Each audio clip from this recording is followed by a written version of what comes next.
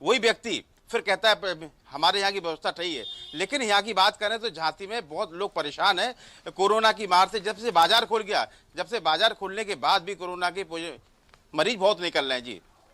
Sir हम देख पा रहे हैं तस्वीरों में, आप छाता लेकर खड़े हैं, बारिश का काल भी है, तो बारिश में वायरस और ज्यादा यहाँ पर खतरनाक हो जाता है, यानी और एहतियात की जरूरत है प्रशासन के सामने और चुनौतियां हैं। ऐसे में तैयारियां किस तरह की हैं, लोगों में खुद जागरूकता का स्तर अब क्या देखने को मिल रहा? देखिए, प्रशासन की बात करें तो प्रशासन ने जब पहला लॉकडाउन हुआ था तो उन्होंने सख्ती दिखाई थी, लेकिन अब इस प्रकार की सख्ती नहीं है। प्रशासन का ढीला रवैया है। जो व्यक्ति जहां घूम रहा है बिना मास्क के घूम रहा है, जहां जा रहा है उसके कोई न रोक टोक हो रही है। लेकिन प्रशासन सिर्फ कागजों में सिर्फ कोरोना के जो पॉजिटिव मरीज होते हैं उनकी एंट्री हो रही है। लेकिन जो भी अस्पताल में, कोविड अस्पताल में भर्ती हैं, वो उनका जो वहां ठहरे हुए हैं। आप हमारे साथ बने रहिए। दिल्ली से संवाददाता अवैस उस्मानी हमारे साथ जुड़ गए हैं। अवैस, जिस तरह से आंकड़ों की बात करें तो 23 लाख से ज्यादा का आंकड़ा हो चुका है। पीएम चिंता जता रहे हैं। राज्यों की अपनी रणनीति है और केंद्र अपनी रणनीति पर लगातार मंथन कर रहा है, लेकिन चुनौतियां आम आदमी के लिए है, जो खतरे को समझ रहा, खतरे के बीच में है और खतरे के साथ ही आगे बढ़ रहा है।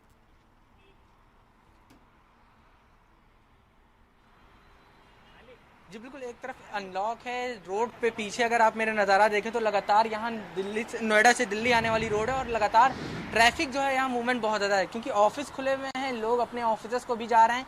और यही वजह है कि अब लोगों के अंदर से डर भी निकल गया है, क्योंकि अगर मार्केट खुली रहेगी, ऑफिस खुले रहेंगे तो लोग जाहिर सी बात अपने ऑफिस के लिए और मार्केट में शॉपिंग करने के लिए निकलेंगे ही। और यही वजह है कि कोरोना के मामलों में तेज़ी भी आई है। और एक इसकी अहम वजह ये भी रही है कोरोना के मामलों में तेज़ी की, रोज़ के हिसाब से 7 लाख से ज़्यादा कोरोना के टेस्टिंग जो है वो एक दिन में हो रहे हैं और उसका नतीजा ये है कि 50,000 60,000 केस जो हैं वो आ रहे हैं। दिल्ली की अगर बात करें तो दिल्ली में 2 से 4 अगस्त तक कोरोना के हालात थोड़े अच्छे लग रहे थे, लग रहा था कोरोना अब दिल्ली में ख़त्म होने वाला है, 500 600 900 इस तरह के केस आ रहे थे। मगर 5 तारीख से और आज की अगर बात करें 11 तारीख की बात है तो लगातार कोरोना के मामले में फिर से वृद्धि हुई है और आज के अगर तादाद की बात करें, एक बार गिरावट होती है और उसी के बाद फिर से तेजी भी देखने को मिल सकती है और ऐसे में चुनौतियां हर दिन बढ़ती जा रही हैं। आप हमारे साथ बने रहिए। हमारे साथ लखनऊ से सीमाप भी जुड़ गए हैं। सीमाप, ट्रैकिंग, ट्रेसिंग और ट्रीटमेंट की बात तो की गई थी, लेकिन जब अनलॉक हो चुका है, जब सब कुछ खुला है, तब संक्रमण भी बेलगाम है और ऐसे में दोनों चीजें कैसे एक साथ चलेंगी? अब देखिए शैलेंद्र, जिस तरह से कोरोना वायरस के संक्रमण का खतरा तेज़ी के साथ बढ़ रहा है तो जाहिर है कहीं ना कहीं लोगों की भी लापरवाही इसमें शामिल है, क्योंकि बाज़ारें में देखा जा रहा है कि पूरे बाज़ार खुले हुए हैं, लोग भीड़ लगाकर वहां पर पहुंच रहे हैं, बिना मास्क के जो है वो घूम रहे हैं लोग। सैनिटाइज़र का दुकानों में प्रयोग नहीं हो रहा है, जो जहां से पा रहा है वहां से निकल रहा है, भीड़ में जा रहा है। तो ऐसे में ये एक सरकार के लिए भी बहुत बड़ी चुनौती हो गई है। अब सरकार की बात करें तो मुख्यमंत्री रोज़ाना दिशा निर्देश दे रहे हैं, टीम 11 के साथ बैठक कर रहे हैं, लेकिन ज़मीन पर बहुत कुछ नज़र नहीं आ रहा है। ख़ास तौर से अगर होम आइसोलेशन नहीं होता तो शायद उत्तर प्रदेश के हालात बद से बदतर हो गए होते। होम आइसोलेशन के चलते लगभग 18,000 पेशेंट फिल वक्त मौजूदा जो कोरोना पॉजिटिव हैं वो होम आइसोलेशन में हैं और जो कोरोना वायरस से संक्रमण की संख्या है जो मौजूदा समय पर एक्टिव केसेस हैं वो लगभग 48,000 हैं। तो ऐसे में होम आइसोलेशन के जरिए भी लोग ठीक हो रहे हैं। 15 से 20,000 लोग होम आइसोलेशन में रहकर ठीक हो चुके हैं। बाकी जो क्रिटिकल हैं उनका इलाज चल रहा है अस्पतालों में, लेकिन जो प्रॉपर तरीके से नियमों का पालन होना चाहिए वो नहीं हो रहा है। कदम उठाया नहीं गया है, लेकिन जो कदम उठाए गए हैं उसकी कहानी भी ये है कि संक्रमण बहुत ज्यादा कंट्रोल में नहीं दिख रहा और उसके साइड इफेक्ट्स भी हैं। और इफेक्ट्स ये किस तरह के हैं, इसे इस खबर से समझा जा सकता है। प्रधानमंत्री नरेंद्र मोदी के संसदीय क्षेत्र वाराणसी में दृष्टिहीन छात्रों के विद्यालय ने कक्षा 9 से 12 तक की कक्षाएं बंद करने का फरमान सुना दिया है। कोरोना काल में घर भेजे गए छात्रों को कक्षाएं बंद होने की सूचना से चिट्ठी मिली, जिसके बाद दृष्टिहीन छात्रों का भविष्य और अंधकार में दिखने लगा है।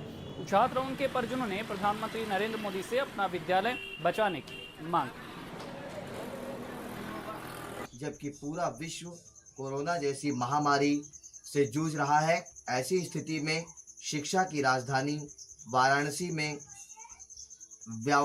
विद्यालय को, शिक्षा को व्यावसायीकृत करने के प्रयास से विद्यालय के ट्रस्ट ने एक बार फिर से झूठा आर्थिक तंगी का हवाला देकर कक्षा 9 से 12 तक के छात्रों की शिक्षा को बंद करने का कुप्रयास किया है। विद्यालय पिछले कई वर्षों से आर्थिक समस्याओं से जूझ रहा था। कोरोना की वजह से लॉकडाउन है, फिर भी हमें सारे लोगों के वेतन देने हैं और व्यवस्थाओं में खर्च हमारा हो रहा है। तो हम लोगों ने ये किया कि अपने खर्चों को घटाने के लिए हम अपनी साइज को थोड़ी छोटी करें, और हम लोगों ने इस वर्ष केवल 9वीं और 11वीं 2 कक्षाओं को बंद करने का निश्चय।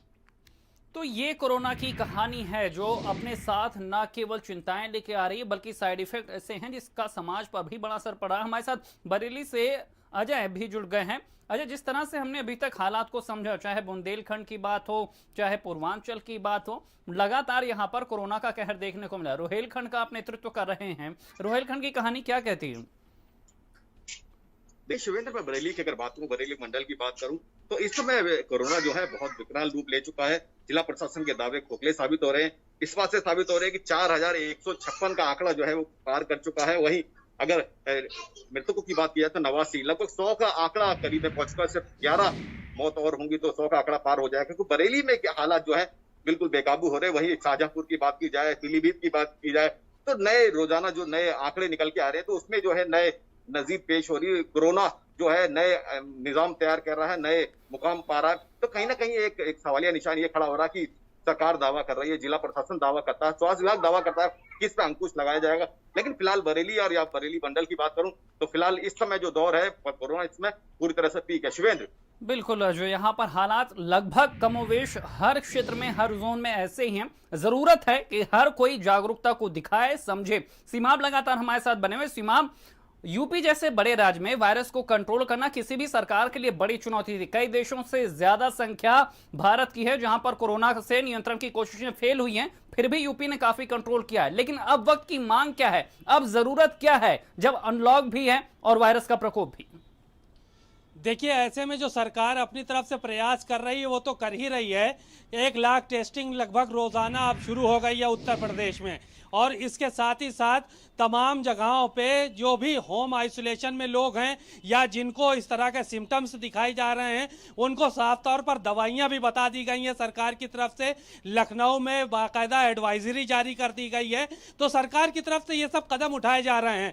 हालांकि सख्ती के मामले में तमाम जिलों में ये देखा जा रहा है कि अब सख्ती बिल्कुल नहीं नजर आ रही है। बिना मास्क के लोग घूम रहे हैं, बाजार पूरी तरह से खुले हुए हैं, एक दूसरे के जो है लोग सट के खड़े हो रहे हैं। इसका मतलब यह है कि सोशल डिस्टेंसिंग का पालन कहीं से दिखाई नहीं दे रहा है। भीड़ वाली जगहों में ज्यादा से ज्यादा लोग पहुंच रहे हैं। तो ऐसे में अब लोगों को खुद में जो जागरूक आम होना समझ होनी चाहिए वो भी हम डेवलप नहीं कर पा रहे हैं, जिसके कारण सरकार तो अपनी जिम्मेदारी निभा रही है लेकिन प्रशासन के लिए चुनौती बढ़े और खुद उस आदमी के लिए भी यहां पर चुनौती है जो इन खतरों के बीच में जाकर अपने काम कर रहा है। आवेश लगातार दिल्ली से हमारे साथ बने हुए। आवेश, वैक्सीन का इंतजार है लेकिन कोरोना की तेज रफ्तार है। कई राज्यों से आंकड़े अब सुधर रहे हैं, कई स्टेट में जो मामला था वो अब सीमित हो रहा है, लेकिन जहां पर है वहां पर बहुत ज्यादा है। ऐसे में चुनौतियां भी हैं बड़ी।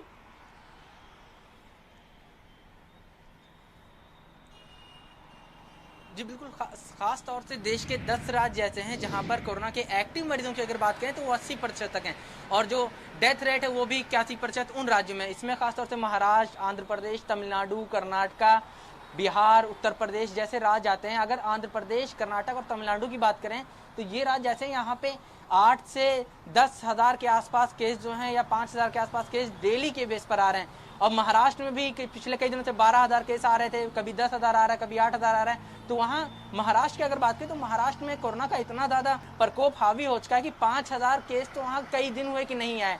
वहाँ पे कभी भी जब भी डेली अगर केस अगर लिस्ट का मुआयना हम करें तो 12,000, 10,000, 8,000, इससे नीचे आंकड़ा जा ही नहीं रहा है। तो साफ तौर पर बेहद गंभीर स्थिति खासतौर से महाराष्ट्र के लिए।